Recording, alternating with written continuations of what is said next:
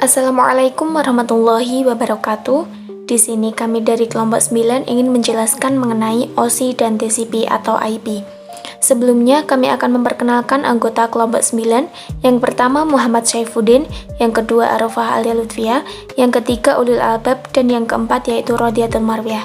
Berikut penjelasan mengenai OSI dan TCP atau IP. Ya, kali ini saya akan menjelaskan mengenai pengertian OSI layer. Pengertian OSI layer, Open System Interconnection atau OSI, adalah model referensi yang diciptakan dari sebuah kerangka yang bersifat konseptual. Namun saat ini telah berkembang dengan menjadi sebuah standarisasi khusus berkaitan dengan koneksi komputer. Saya akan menjelaskan mengenai fungsi OSI layer pada 7 lapisan secara singkat. Yang pertama yaitu physical, yaitu menentukan kecepatan, tegangan, besaran fisik, serta mengalirkan bit-bit antar perangkat atau device.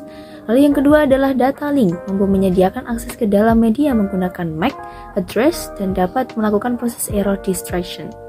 Selanjutnya adalah network, yaitu mampu menyediakan logical addressing dan menentukan rute tujuan secara tepat. Lalu transport, menyediakan reliable atau unreliable delivery, serta mengecek terjadinya koneksi error sebelum melakukan transmisi data. Lalu session, yaitu memisahkan data dari berbagai aplikasi. Yang selanjutnya adalah presentation, mampu menyajikan data serta menangani enkripsi data dengan cepat. Lalu yang terakhir, application, yaitu menyediakan tampilan antarmuka atau user interface page pengguna. Baik, di sini saya akan menjelaskan mengenai TCP atau IP. TCP sendiri yaitu Transmission Control Protocol, sedangkan IP yaitu Internet Protocol. TCP atau IP adalah standar komunikasi data yang digunakan oleh komunitas internet dalam proses tukar-menukar data dari satu komputer ke komputer lain di dalam jaringan internet. Protokol ini tidak dapat berdiri sendiri karena memang protokol ini berupa kumpulan protokol. Protokol ini juga merupakan protokol yang paling banyak digunakan saat ini. Data tersebut diimplementasikan dalam bentuk perangkat lunak atau software di sistem operasi. Istilah yang diberikan kepada perangkat lunak adalah TCP atau IP stack.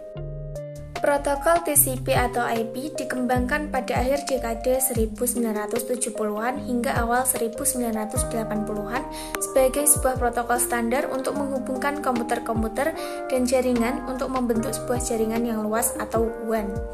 TCP atau IP merupakan sebuah standar jaringan terbuka yang bersifat independen terhadap mekanisme transport jaringan fisik yang digunakan, sehingga dapat digunakan di mana saja.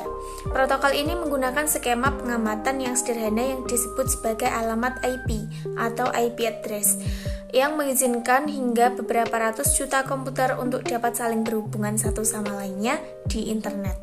Protokol ini juga bersifat routable, yang berarti protokol ini cocok untuk menghubungkan sistem-sistem berbeda seperti Microsoft Windows dan keluarga Unix untuk membentuk jaringan yang heterogen. Selanjutnya, keunggulan TCP atau IP adalah sebagai berikut. Yang pertama yaitu Open Protocol Standard, yaitu tersedia secara bebas dan dikembangkan independen terhadap komputer hardware ataupun sistem operasi apapun. Karena didukung secara meluas, TCP atau IP sangat ideal untuk menyatukan bermacam hardware dan software walaupun tidak berkomunikasi lewat internet.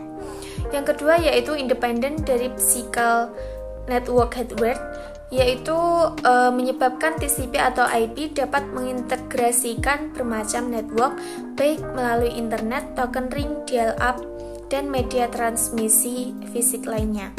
Kemudian skema pengamatan yang umum menyebabkan device yang menggunakan TCP atau IP dapat menghubungi alamat device-device lain di seluruh network, bahkan internet sekalipun. Selanjutnya yaitu High Level Protocol Standard yang dapat melayani user secara luas. Cara kerja TCP/IP. Pertama, protokol akan memecah data hingga menjadi kecil dan selanjutnya data tersebut dikirimkan melalui media.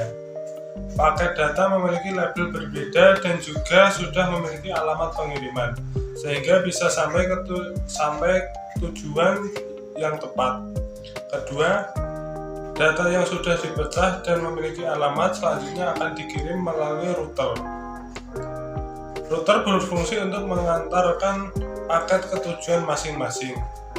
Ketiga, setelah dikirim melalui router, paket data akan sampai ke tempat tujuan dan dapat dibuka melalui komputer lain. Terdapat beberapa layer dan masing-masing memiliki tugas tersendiri untuk mengirimkan paket tersebut. Layer atau lapisan tersebut memiliki tugasnya masing-masing, mulai dari layer yang paling bawah hingga layer yang paling atas. Layer yang paling bawah fungsinya untuk menerjemahkan paket dan kemudian mengirimkannya hingga ke layer paling atas. Macam-macam layer TCP/IP. 1. Physical layer. Physical layer mendefinisikan karakteristik yang dibutuhkan hardware untuk sinyal data.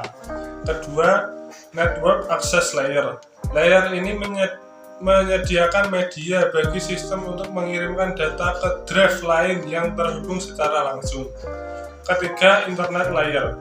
Internet protokol adalah jantung dari TCP/IP dan protokol paling penting pada internet layer. Keempat, transport layer. Menyediakan layanan pengiriman data handal dengan end-to-end deteksi dan koreksi kesalahan. Yang terakhir, application layer. Layer ini termasuk seluruh proses yang menggunakan transport layer untuk mengirimkan data.